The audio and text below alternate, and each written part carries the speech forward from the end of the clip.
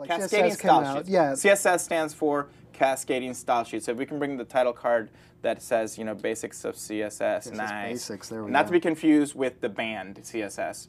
Talk to me, what is CSS?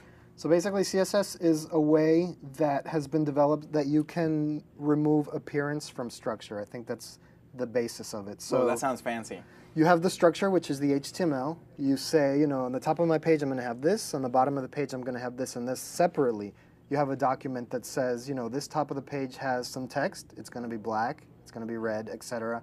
You know, move it up a little bit. Put some padding on it. Put some margin. So it's kind of like when you're doing in InDesign, you have style sheets, or actually in It's like masters. Masters in Right. Keynote or in PowerPoint. Okay, Right. so it's a way to apply globally a bunch of attributes to fonts and Right. to anything almost, Right. spacing even. And I think that's without, the key. I think that's the without key, having like, to rewrite it over and over again. exactly. And I think that's the key, like not actually having, like back in the day, you would have to go into the HTML and go like chunk by chunk and tell it, you look like this, you look like that. Now it's completely separate. You can have your HTML, you don't even have to touch it. So you have to know CSS, and I know recently you a couple years ago or a year ago you showed one of the group's partners a little bit. You were showing them about. Can you share with us and the basics of CSS and do a document for us? Absolutely, absolutely. I mean, and I can continue working on the off of the group site that I have right here. As I was saying earlier, as you select different tags on the left-hand side, you'll notice that the right-hand side, on my screen, you'll notice that the right-hand side gets updated. And all that stuff that's in there, it's basically telling you, let me just select any one of these containers. Like, I'm going to select this one. There you go. It's going to tell me, you know, it's got a height 30. And the good thing about CSS is that it's in plain English. So it's telling you, like, let me just zoom into that. It's basically telling you, you know, the height is this. It's set to, the text is set to align vertically to the top. List style type, these are attributes for lists. So bullet points, this is basically telling it, like, don't have any bullet points and don't have any indentation, for example, on the list item.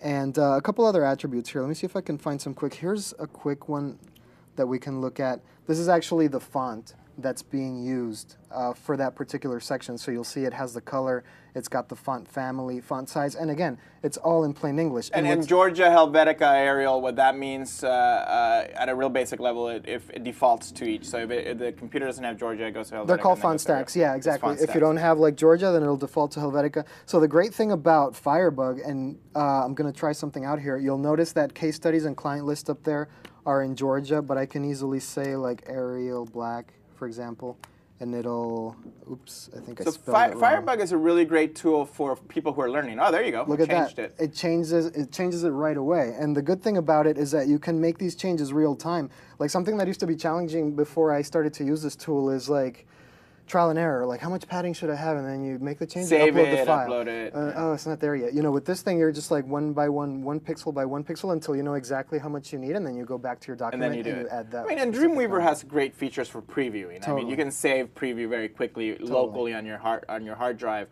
and it's not such a big deal. But I think one of the things that's interesting is that you have the site live, and you can actually go in and look at what it might look like and change it. So CSS Basics, it's an interesting construct, and I still want to simplify it more.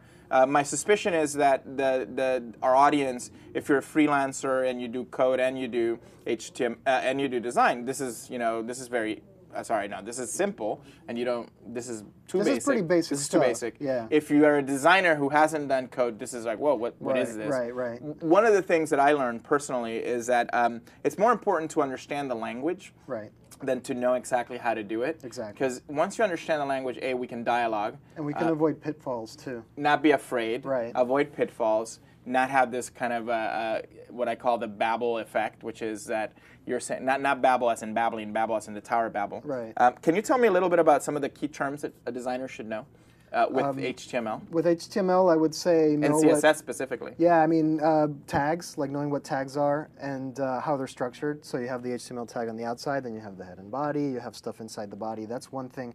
Knowing classes and IDs, which are the two types of. So for example, any given tag, you can assign either a class or an ID to it. The big difference there is an ID can be used once, and a class can be used multiple times. So what do I mean by that? I didn't know that.